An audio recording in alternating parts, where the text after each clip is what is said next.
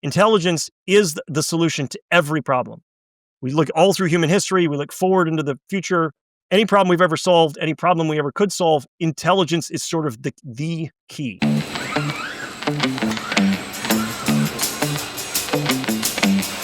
People before machines. Conversations on the chaos of factory automation from Monday morning to the very near future. An Eclipse podcast. Welcome to People Before Machines, conversations on the chaos of factory automation from Monday morning to the very near future. I'm Amanda Cupido, a speaker, author, and entrepreneur with a passion for the intersection of technology and humanity. Today, we're discussing if we as humans are truly ready for machines.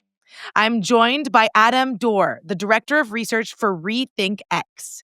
He is an environmental social scientist and technology theorist whose recent RethinkX publications have focused on the disruption of the global energy sector, as well as the implications of energy, transportation, and food disruptions for climate change. Adam is known for speaking about RethinkX's work on stages and in the media. He has more than a decade of teaching, lecturing, and public speaking experience, and I am so glad he is here with us today. Welcome, Adam. Thanks so much for having me. Let's dive right in and start off with talking about the current landscape right now. We have been automating our lives for decades, but what's different right now? Well, the elephant in the room as far as automation goes is the staggering leap forward that we all experienced in practical terms with AI. So we've been hearing about AI for generations, for decades now. And it was always sort of it's coming sort of thing. And for a long time, what we referred to as AI in industry and applications was really just advanced software. But with the ChatGPT moment in November 2022, several years ago, AI made this leap into feeling like something more out of science fiction. And the reality, of course, is that behind the scenes in development, it was not a completely abrupt process. It was an incremental advancing development. But what it felt like in everybody's lives was, wow, this is a brand new thing under the sun. Okay, now in the years that have followed, that artificial intelligence technology has just been on a stratospheric growth trajectory. It is getting better and better and better, and it's becoming an integral part of our lives. Now, for automation, what does all of this spell? Well, it is on the software side, on the intelligence side, machines are now suddenly able to understand and interact with us in a very human way, especially through human language that we've never experienced before. So yes, automation in production, automation in manufacturing, automation in industry is nothing new. We've been doing that for decades. But what is new is the degree to which software feels like it's genuinely smart. And once we get that artificial intelligence embodied in machines and not just as text in a chat window, then we're going to start feeling a categorically and qualitatively different kind of impact. And so that's the exciting thing to be thinking about, that movement from AI, which is just on your screen, to AI that is embodied and able to interact and operate in the physical world with the same remarkable intelligence. And what that is going to do for production across our economy is going to be really quite dramatic. Revolutionary is probably not an exaggeration this time. Normally it is when you hear that word, maybe take it with a grain of salt, but this probably is. If anything meets the criteria for being revolutionary, it's going to be the embodied artificial intelligence that we're seeing coming. I love the little history that you gave here because I feel like that sometimes doesn't get acknowledged, that the word artificial intelligence even has been used since the 50s.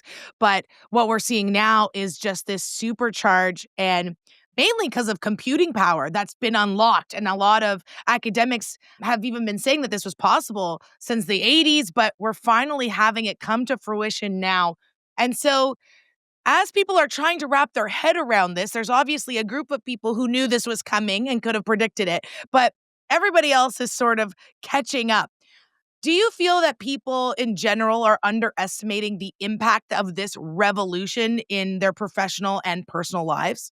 I think we're actually doing a bit of both overestimating and underestimating, which is a way of saying we haven't really quite got our arms wrapped around this yet, and we don't have a really clear idea of what to expect. And so some things are going to continue to surprise us and exceed our expectations, and then some things are going to continue to disappoint us a little because they're not going to come quite fast enough or as fast as we might, be expecting. So I think it's going to be a bit of both, but certainly some capabilities have arrived more abruptly and sort of to a greater extent than we might have imagined. I'll give you one specific example. We did not expect that AI would become so good so quickly at producing creative things like art, images, images that look like paintings, images that look like very artistic photography, even music. I mean, even songs can be generated by what we call generative AI. The leaps from just, what looked like just scribble, just very, very primitive capability just a few years ago to now, when at a click of a button, you can get something that's very convincingly realistic or very stylistic. And it takes some nuance to understand whether, is that really creative or is that, derivative? I'm not an artist, but to me, these things can make pretty beautiful pictures. And I'm sure a real artist could tell you, oh, well, that's not so great, et cetera, et cetera. That looks amateurish or whatever. But holy moly, I didn't see this coming. And I've been paying very close attention to this. So that's an example of where we underestimated the capability. I think where we might be overestimating the capability is how quickly we're going to see something similar in making, C-3PO commander data from Star Trek and Star Wars, the robots walking around, talking to us and really being able to be capable in all the ways that people are. We're probably overestimating that in the near term. But the general pattern to follow there is we tend to think linearly, not exponentially. And because we tend to think linearly, we overestimate what's going to happen tomorrow and next month and maybe next year, but we still nevertheless underestimate what's going to happen in 5 or 10 years because of the acceleration of the growth and the improvement.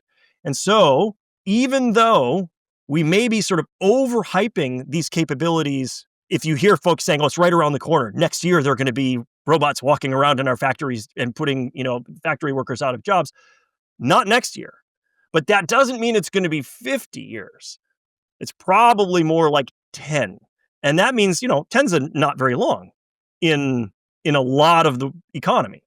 10 years is sort of the planning horizon for plenty of industries. And so this is something we have to pay very close attention to and get ready for. But is there going to be an army of robots marching on us, to replace? Not next year. No. But at some point, yeah. And what does that rollout look like to you? Is it slow and measured with one humanoid and then a second and then a third? Or is this kind of like a supercharged chat GPT moment where we realize these things are great and suddenly half the floor is these humanoids? It isn't going to be so much of an either or. It's going to be all of the above with automation.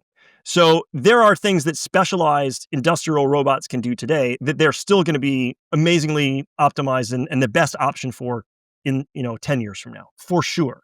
So definitely going to continue to have very large, very specialized industrial robots, and they will benefit from increased artificial intelligence operating and driving them. They will become more adaptive, more resilient, less error prone, less brittle in terms of their operation and their operational parameters and so forth. So they will become better.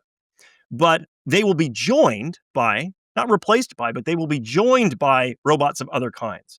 And that could be quite a wide variety of other embodied artificial intelligence. So think robots on wheels, as well as robots on legs. I think we're going to see a variety of forms emerge. However, my team has worked through this in some detail, and we do believe we have good reasons to expect that the human form, humanoid robots, will be a winning case for several reasons. I'll list a couple of the big reasons. The first is that much of our production environments are built right now around the human form, around human scale, human tooling, human needs, and so forth. And so dropping a human-shaped platform in is a good fit. You don't have to do too much modification. So it's a direct, and that means relatively easy, both financially and engineering-wise, a drop-in. Okay, that's one reason. Another reason is that human beings, the human form, is pretty good general purpose platform already. I mean, nature proved that. We're pretty darn good at a lot of different things. We're pretty adaptable. We're pretty capable. dolphins are smart, but they don't have opposable thumbs and they have a hard time when they're not in the water and so on, right? And birds can fly and that's great, but they don't have opposable digits again, and they can't manipulate tools and so forth. So human form is pretty darn well capable already. Now, is it possible something could be even better, like a crab or something with 8 legs and 8 arms and legs instead of just 4 like we do, 2 and 2?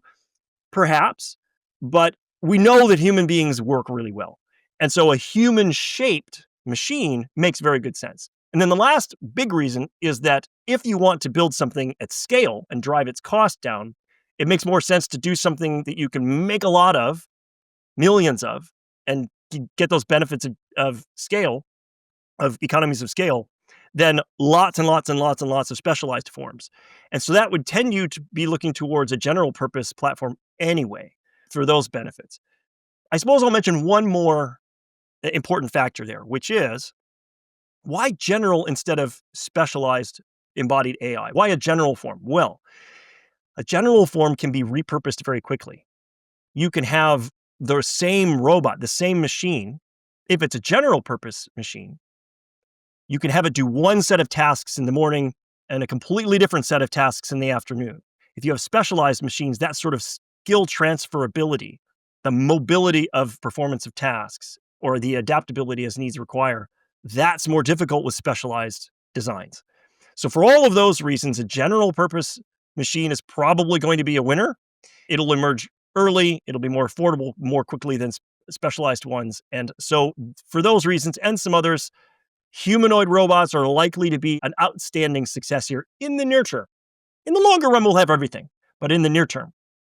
So interesting. I can really picture it in my mind. Thanks for giving these examples and digging deeper on examples. I'm wondering if there's an anecdote or story that you could share of either where automation went too far or not far enough that we can have as a cautionary tale now as we look ahead with all of this. I think it's very difficult to predict exactly how adoption is going to proceed. An enormous amount will depend on the specific use cases. Virtually certain that we will continue to be surprised at which tasks these machines are capable of performing and when. So this is sometimes known as Moravec's paradox, where things that seem like they should be easy because they're relatively easy for us have proven to be very difficult for machines to do well. Like just getting a humanoid robot to walk with the kind of finesse and balance and grace that a child has been enormously difficult. And yet, getting artificial intelligence to paint a realistic looking picture in a fraction of a second has proven easier than what children can do without, even thinking. And indeed, what some animals can do an hour after they're born, like a horse can walk an hour after it's born. We're going to continue to be surprised by which tasks prove difficult and stubborn to automation and which ones are relatively low-hanging fruit. So it's not clear yet. However, if I were to hazard a guess on a 10-year time horizon, what does it look like? I think we probably have some industries embracing this very quickly, bringing on not just one at a time, but okay, we're going to do a clean sweep here. And that may work for them, but they'll struggle and discover that that's imperfect. We may have others that are slow, that by one at a time, two at a time, integrate those in alongside the existing workforce, and that will have its pros and cons. And ultimately, my guess is that every industry will find the balance that serves them best, that maximizes their value. And another thing to think about here is that it's because this technology will be in a massively deflationary regime, timing will be a tough choice, a tough economic choice. Here's what I mean by that. When do we decide to sort of upgrade to the next laptop or the next phone? It's a tough decision, right? Because the next one's going to be better, but if you wait another 6 months, it's going to be cheaper. So, when do you dive in? When do you make the leap? Well, boy, that's going to be an enormous challenge for businesses to just say, okay, are the robots capable enough? But if we just wait a year, they'll be half the price. Do you buy 1 or 10 now? And so those sorts of challenges, it isn't going to, I guess my point is, it isn't just going to be about the raw capability of these, but about the value proposition that they represent. that will help individual firms determine how rapidly do we onboard these, what schedule, and so forth. It's risky to try to automate too early in your sort of product life cycle and production life cycle before you've got all the wrinkles ironed out, before you've got designs finalized, because it's enormously difficult to do retooling and readapt and redesign your automation needs. And it turns out that human workers are pretty darn capable and not so easily replaced, even with very capable machines. Now, will production eventually be more automated? Certainly. And will different kinds of robots than just industrial robots? So, in other words, will humanoid robots be part of that picture? Yes. Is that right around the corner for the majority of production tasks involved on, for example, an automotive manufacturing floor? Not right around the corner. But again, on a 10-year time horizon, yes. Yes. So, given stories like that, which I know can instill a lot of fear in leaders and even in employees themselves, what advice would you have for organizations who are trying to help their team embrace change and have a growth mindset about all of this? Well, there's several things to keep in mind. The first is that, let me be the first to say this also, that nobody has all the answers here. Nobody. This is terra incognita. This is uncharted territory for humanity. We have never faced anything really quite like this before. So 10 years is maybe a bit aggressive, but certainly on a 20-year time horizon. So, imagine 2045. Okay. At that point, somewhere along the line, machines are going to be capable of doing virtually anything that a human being can do, any economic task. Now, we do much more than just economic tasks, but on a 20-year time horizon, it is very difficult to see how most of the work that we do in our modern economies could not be done by machines for a tiny fraction of the cost. We've never seen anything like that before. This is very different than mechanization, where we get large productivity gains and efficiency increases from using machines, but nevertheless, those machines have to be guided by human beings. This is a key difference. So let me be the first to say that nobody has all of the answers here. Nobody. What that means is we need an approach to this challenge that is all about learning. That is the most important thing to onboard here. If we had a playbook to follow, then it would be just a matter of, okay, here's what you need to do and when you need to do it and how you need to do it. But we don't have that.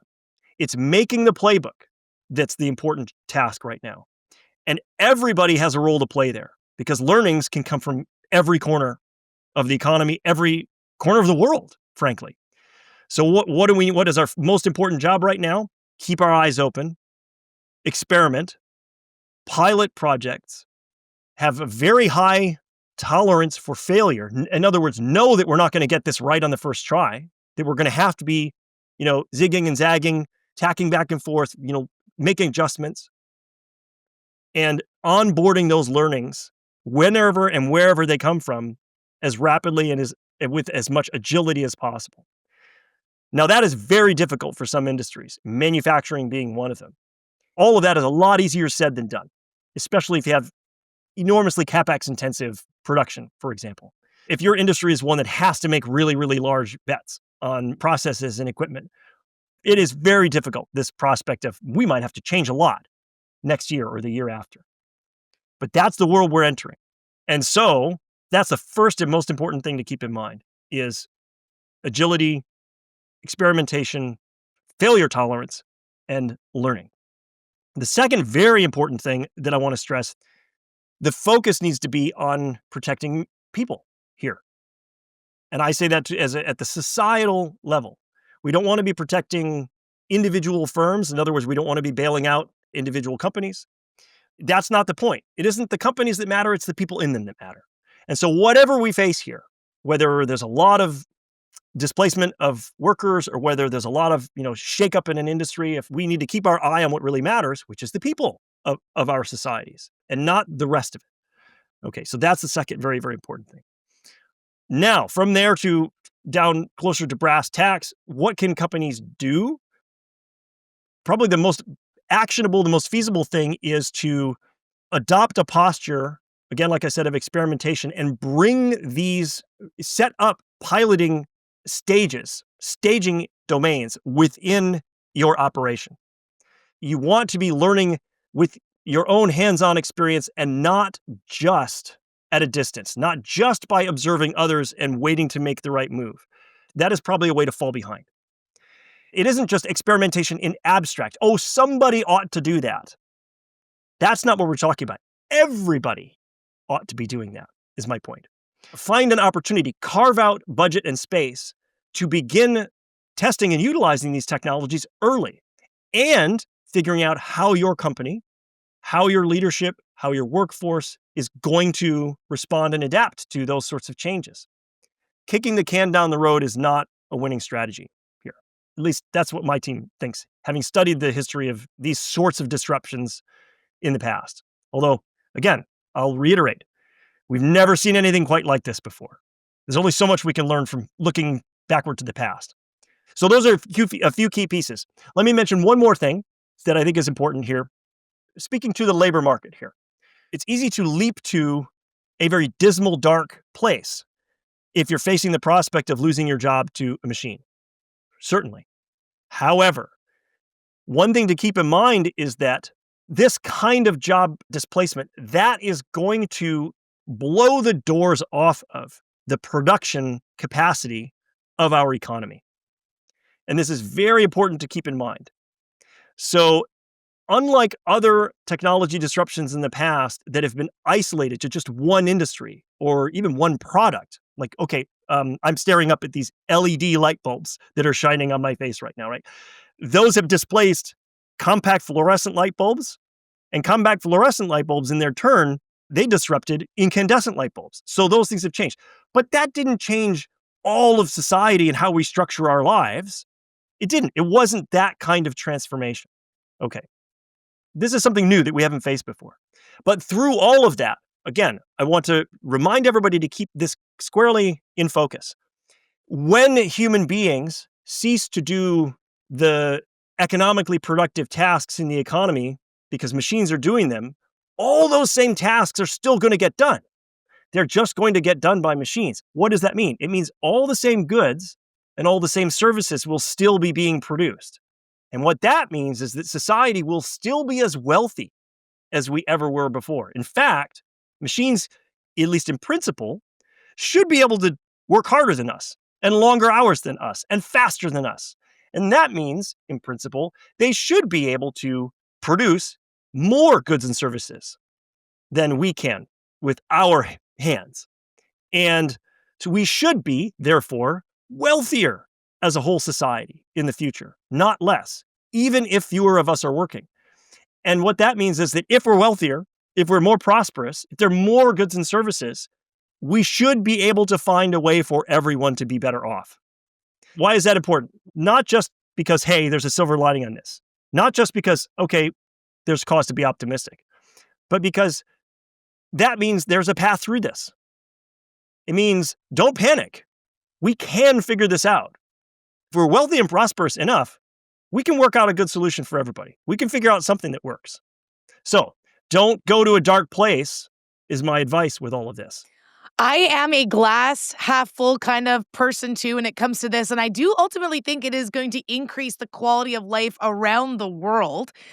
But with that, one important question comes down to purpose. So many people link the purpose in life with getting up in the morning and going to work. So if people have to work less, how are they going to be able to tackle that underpinning of finding purpose in their life in this new era of the earth? For sure, this is a challenge. Absolutely. I mean, like you said, there is a very large role that our work has played in our identity as individuals. And this is always, this has been the case throughout history, for sure. I mean, heck, many of us have a last name that is an occupation, a profession, a vocation, right? How many people do I know who have the last name Carpenter, right? For just to take one example. So, I mean, it has literally defined our identities. Our names have been defined by the work that we've done. So I don't want to dismiss that as this is a real challenge. And we're going to face a sort of a crisis of meaning individually and collectively if it turns out we can, no matter how prosperous we are, we're going to have to figure out how do we make our lives meaningful. Okay, so that's on the one hand is yes, this is a real concern. But here's why I'm confident we can figure it out. And that is, there have been rich people throughout all of history. There have been lords and ladies, aristocrats, kings and queens, and princes and princesses and empresses and all the rest of it throughout history. Not very many of them, okay, a tiny fraction of society in the past, because societies were so much poorer in the past. But there have always been a few people who didn't need to work for a living, who weren't waking up and punching the clock and, and working all day and then punching out at the end of the day. There have always been people who've had that luxury. And they have found ways to have meaningful lives. Now, how have they done that? Well, in a variety of different ways that some of us are familiar with. Plenty of folks have hobbies and so forth. But I think the real way that we find that meaning is in each other. The real way we find that is with our families, with our friends, with our communities, what we give back to one another, what we build, what we create with our relationships with one another. And maybe that's a cheesy answer, and maybe I'm just a little bit romantic, but when I think about the individuals who've led very purposeful lives, who haven't had to work for a living, that is what gave them their sense of purpose and their meaning. Another way to think about this is there are two stages in life, even for those of us who aren't, fabulously wealthy and don't have to work for a living. There are two stages in life where we don't work: during our childhood and in retirement. And you know what? Childhood can be some of the most meaningful time of life, right? But what do we do in childhood? We learn, we play, we love, we build friendships, right? That's one of the most beautiful things about childhood. And in retirement, ideally, if you're fortunate enough to have good health, for example, then it can be a little bit of a return to something like childhood, where you do more of the sort of things that you wish you had time for: learning, hobbies, playing, and of course, love, the activities with your family and friends and loved ones. So are we headed to a world where it is more like childhood again, or more like retire? Everybody everybody gets to pretty much retire, or mostly? Now I'm thinking of my father, who's tried to retire 3 times and it hasn't taken. And he's back at it for a 4th time. People struggle. They do. That's a personal example of somebody who's struggled because the life wasn't meaningful enough without having that central role at workplace. But I know we can do it. I'm confident we can do it. And then let me just close with that thought with a fun expression that was my great-grandmother, actually, but my grandmother used to say it too.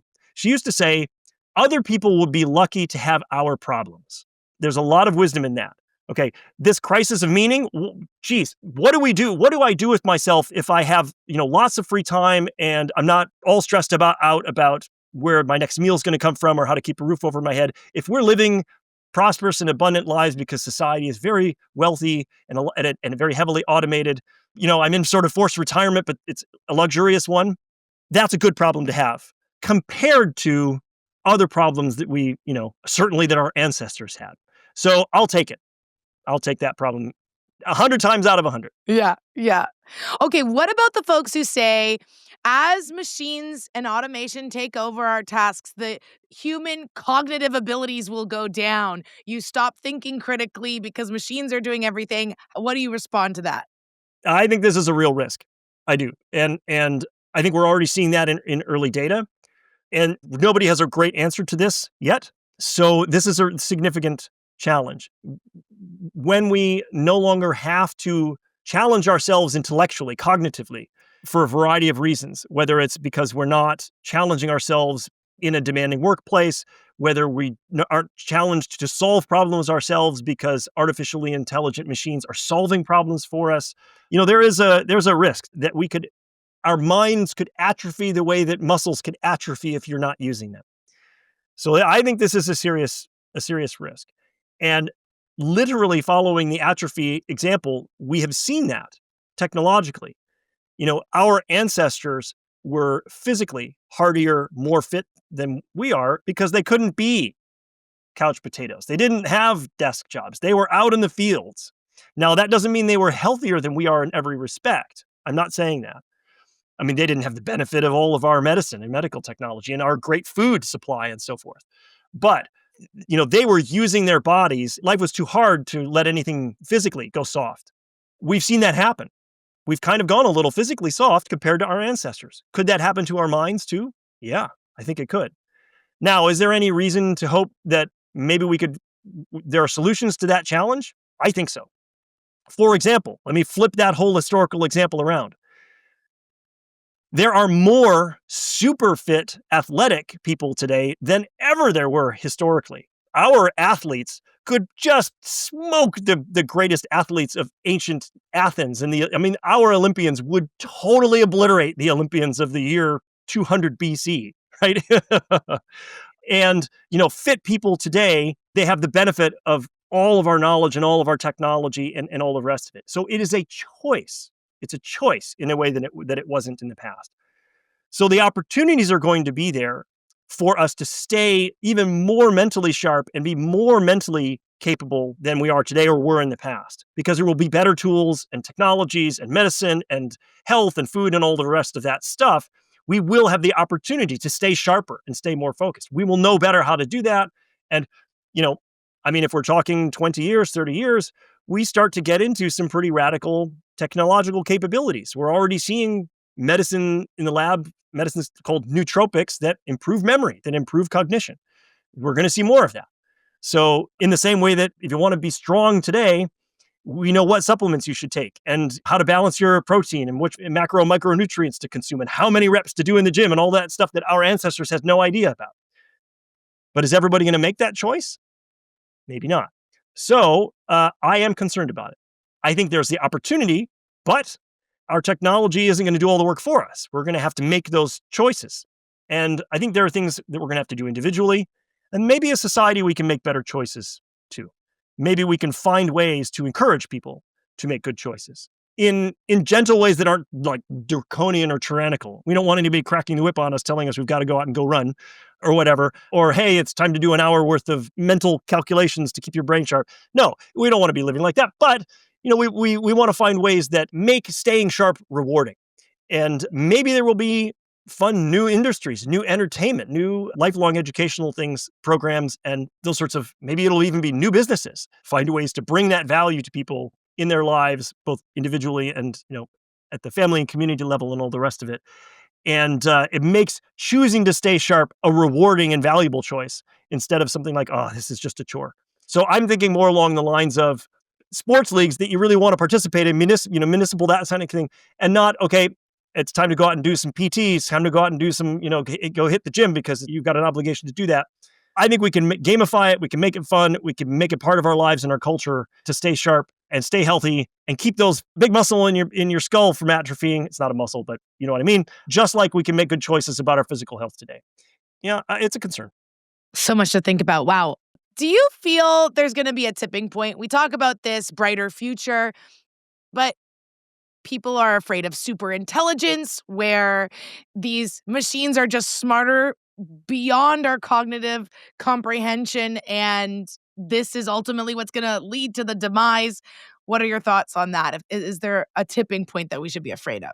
Well, it's a pretty esoteric, domain, this issue of ASI, artificial super intelligence, which is different than AI being roughly as capable as human beings are, or perhaps as capable as the brightest human beings are. The real question there is, if something is super intelligent, that's like saying, well, what if we encountered aliens and they were 1,000 times smarter than Einstein? What would we be compared to them? Would we be like, monkeys compared to human beings, or worse? Would we be like chickens compared to human beings, or ants compared to human beings? This is sort of sci-fi stuff, but many of the leading figures in the tech space who are leading these tens of billions of dollars large projects, developing the latest cutting edge AI, they are thinking seriously about that question. And part of it is that there's a scenario in which machines become super intelligent very quickly. The way that scenario works, it's sometimes called an intelligence explosion. This is an idea that goes back a long way to the 1950s or 60s, 50s. If a machine becomes intelligent enough that it can redesign itself and improve itself, that's sort of a threshold. Like right now, our machines are not really quite able to do that. But once an AI is intelligent enough to improve itself, that becomes a flywheel, a feedback loop that can sort of spin up exponentially up into the stratosphere, where you have the AI designs an improvement to its brain that makes it even smarter. And then because it did that, it can design the next improvement that makes it even smarter, and then even smarter, and so on and so on and so on. And so this is sometimes called a hard takeoff, a very fast takeoff, a foom kind of scenario where suddenly these machines become, in some science fiction scenarios, it's like literally overnight. We could imagine, hey, from the historical perspective, if that happened over the course of 5 years, in the arc of human history, that would kind of feel like overnight. Yeah, we could find ourselves in a very different kind of situation where we're no longer the biggest, smartest, toughest kids on the block, right? So what does that world look like? And some people are genuinely concerned because those machines, sort of by definition, would be more capable, more powerful than us, and we would be at their mercy, and we wouldn't know what they would want to do. In the same way that monkeys can't understand what our priorities and values and goals are, and certainly chickens can't, right? So it's hard for us to even imagine, like, what would these ASIs do? Would they want to keep us around like we like cats and dogs, or would they want to like exterminate us, or would they just not care about us and ignore us? And what would they do? So I don't mean to dismiss these. It does sound like science fiction stuff, but hey, everything is science fiction until it's not, right? I just rode in a car that can drive itself out in San Francisco, and it was kind of surreal, and it was straight out of science fiction. So we need to take these things seriously now. But I'll tell you why I'm somewhat optimistic, just so I can land on a bit of a high note here and not have it be that these machines might all be, coming for us and there's nothing we can do. My perspective is overwhelmingly cooperation and constructive activity. So being cooperative and constructive and additive and beneficial, those are all hallmarks, all things that go along with intelligence. So the more intelligent that humans are, in my experience, certainly, and I think at a macro level that, this is true for all of humanity, the brighter we are, the less we fight, the less conflict we have, the less destructive we are, the less selfish we are, the less short-sighted we are, the less careless we are, all of those things. So the opposite, being thoughtful, conscientious, constructive, collaborating and partnering and pairing and so forth, all of those things are strongly correlated with intelligence. So I'm pretty excited about the possibility of something very, very, very intelligent being superhumanly, not just good at math or something like that, but also superhumanly thoughtful and considerate and cooperative and constructive and all of those good things. I'm hopeful that that's the case. And then I suppose the last thing that I'll say about superhuman intelligence is that in a very real sense, not figuratively, literally, intelligence is the solution to every problem. You can parse that phrase literally, and it's true. Intelligence is the solution to every problem. We look all through human history, we look forward into the future. Any problem we've ever solved, any problem we ever could solve, intelligence is sort of the key. So if you were to have an intelligence explosion, like I was describing, that means you could have a solution explosion. And that's probably a pretty cool world to be headed into. All right, one final question before we let you go. We'd like to throw a curveball question at our guests. So yours is, if robots could dream, what would they dream about? Ooh, nice. And there's a very famous science fiction story called "Do Androids Dream of Electric Sheep?" It's a strange name, but it was the short story that the famous movie Blade Runner was based on. So yes, what if robots could dream? There's a theory. We don't know exactly what dreams are for. They're still mysterious, and it's part of what makes them beautiful. But one of the things that they might be for is to help us learn and remember, and maybe more importantly, take all of the things that we've learned during each day and digest and synthesize and make them part of ourselves, forge new connections between things that we didn't realize were connected before. So dreaming probably has some beautiful purpose. And biology is very elegant. We've seen our cats and dogs dream when they're sleeping. And so there must be a really good reason for it.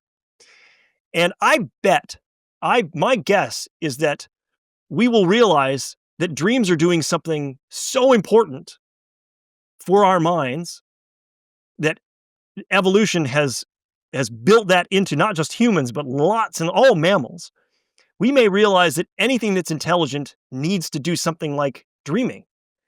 And so what will robot dreams be like, and what will they dream of? Maybe they will dream of the kind of future where things today that seem impossible to achieve, problems that seem impossible to solve, can be solved. And so maybe that's a little bit hokey, a little bit cheesy, but that's on brand for me. I don't mind wearing that badge. I suspect robots will probably, and by that I mean artificial intelligence will probably dream or do something very much like it. We will realize that they have to in order to be intelligent in all of the ways that human beings are intelligent. And we will find that they are probably sources of inspiration and sources of insight and creativity for artificial intelligence, the same way that they're sources of inspiration and creativity and insight for biological intelligence. I guess what I'm saying here is, I bet intelligence is what's fundamental. And it doesn't matter so much whether it's biological and your brain is where it comes from, or whether it's artificial and it's silicon chips and binary code because it may be that intelligence is what really matters, and then it unifies us. And I bet if dreams are part of what it means to be an intelligent creature, maybe that applies to all of us, whether we're made out of organic molecules or silicon or whatever. So I bet AIs will dream, and I bet they'll dream for similar reasons that we do. That is fascinating. Well, thanks, Adam, for all of your brilliant insights, and thank you for listening. This has been People Before Machines, Conversations on the Chaos of Factory Automation, powered by Eclipse. We're here to challenge the status quo in factory automation because machines don't build factories. People do. The technical producer for this podcast is Ryan Denninger. I'm Amanda Cupido. If you got something out of today's episode, we'd appreciate it if you share it with a teammate, a plant leader, or anyone who's tired of the automation echo chamber.